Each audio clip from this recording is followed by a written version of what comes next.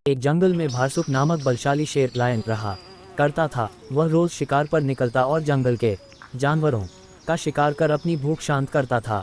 एक साथ वह कई कई जानवरों को मार देता। ऐसे में जंगल में जानवरों की संख्या दिन पर दिन कम होने लगी। डरे हुए जानवरों ने इस समस्या से निपटने के लिए सभा बुलाई। वहां निर्णय लिया गया कि शेर से मिलकर इस विषय पर बात की जानी चाहिए। इसके लिए जानवरों का एक दल बनाया गया। अगले दिन वह दल शेर से मिलने पहुंचा। शेर ने जब इतने सारे जानवरों को अपनी गुफा की ओर आते देखा तो आश्चर्य में पड़ गया। वह गुफा से बाहर आया और गरज कर जानवरों के दल से वहां आने का कारण पूछा।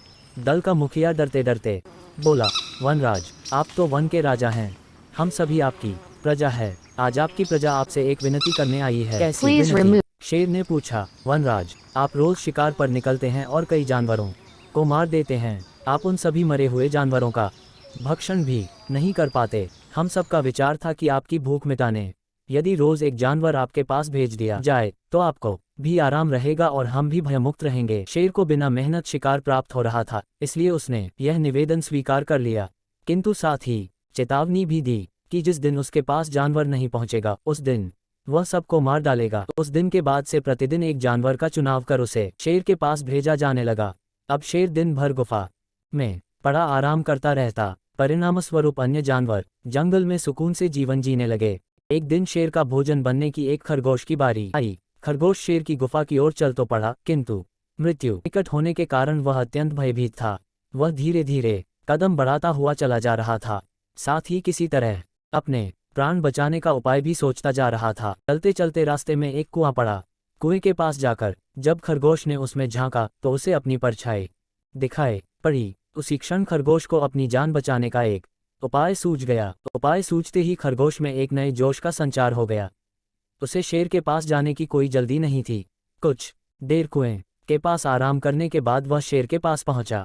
इधर भूखा शेर अपने भोजन के आने में हो रही देरी से क्रोध में लाल पीला हुआ जा रहा था। जैसे ही उसने एक पिद्दी से खरगोश को देखा, उसका क्रोध और बढ़ गया।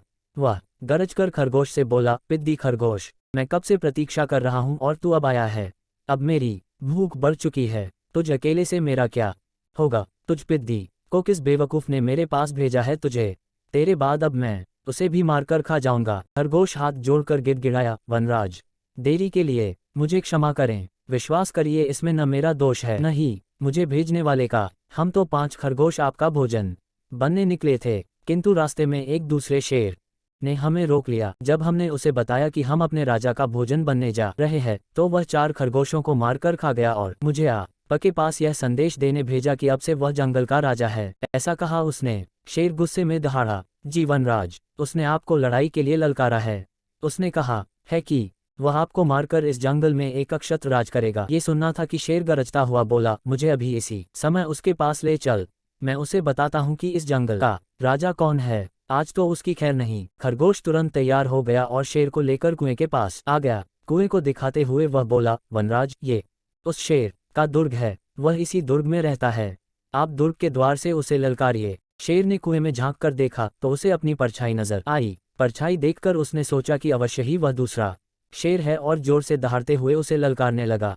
कुएं की दीवारों से टकराकर आती हुई अपनी ही दहाड़ की प्रतिध्वनि सुनकर और अपनी परछाई देखकर उसे लगा कि दूसरा शेर भी दहाड़ते हुए उसे ललकार रहा है। उस ललकार का उत्तर देते हुए उसने कुएं में छलांग लगा दी।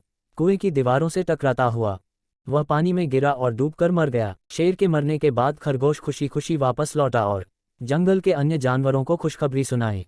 सुनकर सभी बहुत खुश हुए और सबने खरगोश की खूब प्रशंसा की।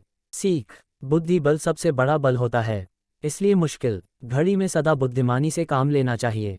बुद्धि का इस्तेमाल कर हर समस्या का समाधान किया जा सकता है। दोस्तों, मेरी द्वारा बताई गई जानकारी अच्छी लगी हो तो मेरे YouTube channel the people life को आप प्लीज सब्सक्राइब, कमेंट्स और लाइक, शेयर, थम्स अप का चिन्ह बेल जरूर करें। आपका दिन शुभ हो।